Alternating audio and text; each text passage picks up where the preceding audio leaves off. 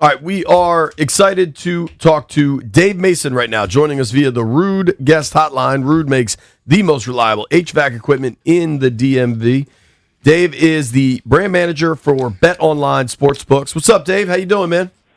I'm well, busy, but fun week. So countdown to the big game. Can't wait. Oh, yeah. Dude, so, I mean, this is your world, right? This is your business. We were talking about this. Is this the most heavily bet single sports event in the world? Well, event, it's hard to say. Game in the world, I don't know, World Cup and stuff like that is so popular worldwide. And so, we're a global book, but, most of our action is from North America, U.S., and Canada. So I can only really speak of that. But I think worldwide, you're talking about World Cup finals and stuff like that. But I mean, Super Bowl will still be up there. But event, it's hard to say because March Madness is what?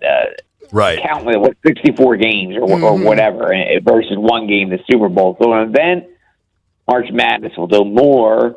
But for one single day of betting, one game rather, it's without a doubt the Super Bowl.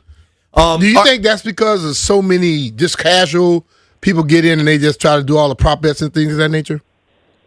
Yeah, I mean, casuals have a lot to do with it. Also hardcore sports guys are going to be watching and betting, but, the Super Bowl is just great about bringing all the casuals out, I mean, that's why they put so much money into the commercials and the halftime show and the national anthem. Everything's an event just to get people who don't even know what the hell a sack is, but they're going to be watching a game on Sunday and eating some food and be more interested in the commercials and the halftime show and the color of a dress or, how long a national anthem goes than the game itself. So everybody watches a thing, and which brings out casual bettors, and it's the last time to bet football for just until September for the diehard. So, yeah, this crazy action will be coming in on Sunday. So I'm curious, Dave. We talked about this earlier.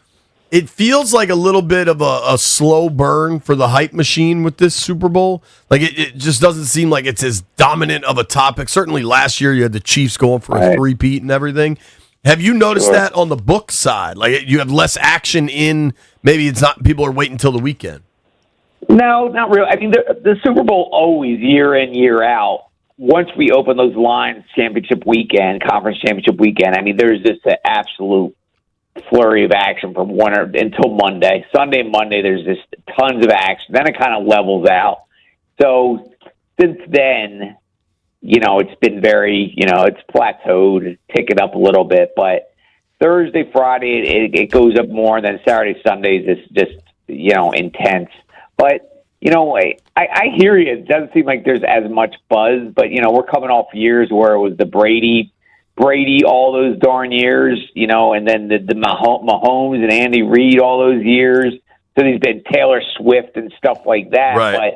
But what I do know, there might not be as much buzz, but what I do know, come Monday morning, when all the numbers come in, books across the world, across the U.S., wherever, are going to be saying it's the biggest bet Super Bowl in the history of their company. So people will be out watching. People will be betting, and there'll be storylines, maybe not the sexiest storylines of years past. Again, that Taylor Swift stuff, I mean, that sold itself, right? Yeah. Whether you like her or hate her. I mean, it was just a huge story. So, but like I said, come Monday, record numbers all across sports books, all across North America, I guarantee it. I think it reminds me a lot of when people will say, I don't watch the Pro Bowl, and then the Pro Bowl will beat all these other sports. I think football is just that wagon right now where people are going to be tuned in. And I believe the halftime show is going to pull a lot of people in as well. Oh, yeah, absolutely. I mean, the halftime show always does. And this year is going to be extra. Controversy gets clicks, right? I mean, there you go, baby. Pick out extra. You can just, I'll tweet stuff out just sometimes. It's like I just want, I want to like stir some light some fires here, and right. and this one is going to, I don't want to get into politics or anything, but half the people are going to love it, and half the people are going to hate it, and the people that hate it aren't going to still watch it, and people are going to argue back and forth, and will Ice get on the stage? Will he say Ice? Who the hell knows what's going to happen? But it's going to be a spectacle. So, absolutely, the halftime show is huge. We're talking with Dave Mason here on the Rude Guest Hotline. You can follow Dave at Dave Mason, BOL. Check out all the lines he posts from Bet Online. So, dude, one of the things that I think must be so much fun for you in the odds maker side of things is, being an offshore, you get to make all sorts of stuff, and you guys have some wild availabilities this week. Like, how do you determine?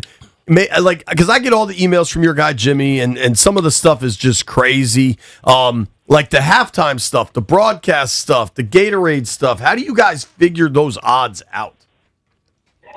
Yeah, I mean, well, some of the stuff is we do it every year, and it's kind of, like the halftime, for instance, we'll be doing the first song every year, and it just changes with the artist. But we already kind of have that blueprint. Okay, what they're going to wear, what's the first song, etc. Will they be wearing a hat? Yes, no, that kind of stuff. And then we just watch videos to a certain extent to come up with some odds and take action and move accordingly. So, a lot of those odds can be beat pretty well because it's just 4 or 5 of us knuckleheads coming watching Bad Bunny videos and trying to come up with stuff, So, but as far as the unique ideas, yeah, I mean, we're always looking for storylines. Like I said, the last few years, the Taylor Swift stuff wrote itself. I mean, that there was just so much content for that, but always looking for, ideas. Mike Vrabel yesterday doubled down that he was going to cut off his manhood if he won. So, there's props there. I mean, there's stories within stories, right? For sure. Yeah, that's one I don't want to ever bet on. I hope it doesn't happen. We just hope that's a void, and he was just talking nonsense. I hope, Greg, that he just, I was just joking, because that would be a messy grade. Yeah, that hurts just thinking about it.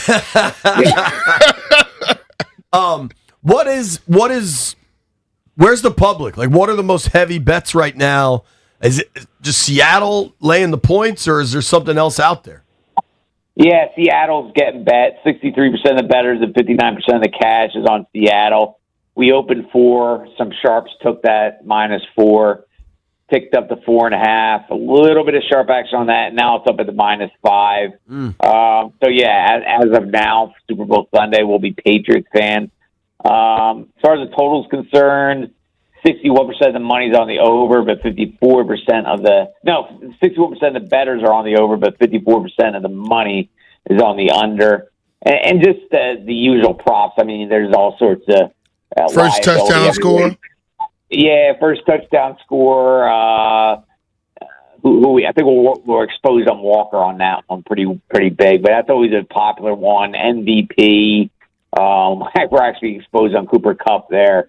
Pretty big. People are taking a long shot. It's like 75-1, so I just consider those kind of lottery tickets. But will there be a safety? Yes, that's always a big liability. Will there be an overtime? Yes, that's a big liability. So yeah, tons of big liabilities out there.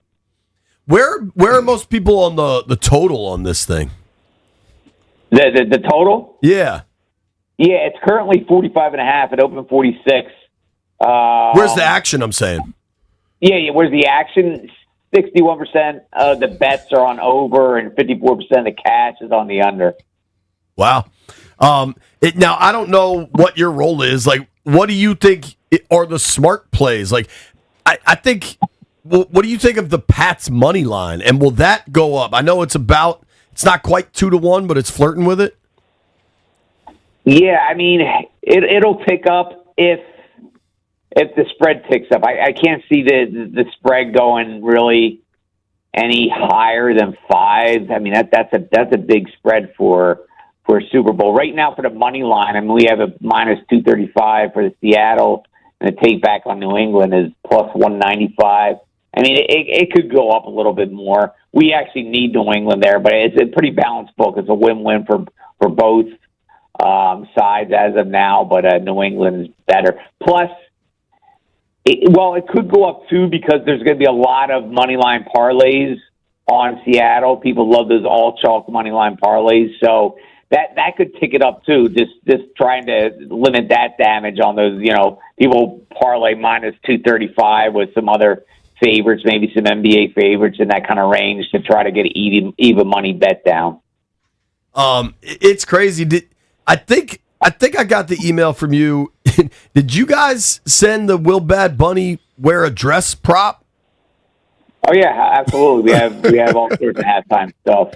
Will we wear dresses, and will we talk about stay ice and so on and so forth. Let me see what those do. Let me bring that tab up now. So yeah, first song's always the popular one, most popular one, but you have to bet that early because probably today or tomorrow they're gonna have a dress rehearsal and a lot of information will go out, and then we'll have to close it. But yeah, ball gown is a plus 175 favorite for the style back. Dude, so I was curious about this. I saw you guys. So Drake May is married to his high school sweetheart, but they've actually been dating since middle school, right? Okay. Now you guys have a prop up. Will they mention that Drake May is married to his middle school girlfriend? If they said married to his high school sweetheart, just because that's a more common phrase, would that pay out, or does it have to be middle school? Yeah, we'll probably pay that out. Yeah, we'll have to look. That's a good point. Yeah, we'll pay that out. All right. I kind of like that one, B. The other one I like, dude, Chris Collinsworth to say, now here's a guy, is minus 180. I mean, has he said that in every Super Bowl, every game, all ever? The time. Yeah, I mean, I don't have the stats, but he says it often. He says it 8 times a game. Yeah, minus 250 now. Yeah, it's minus 250. People are betting yes.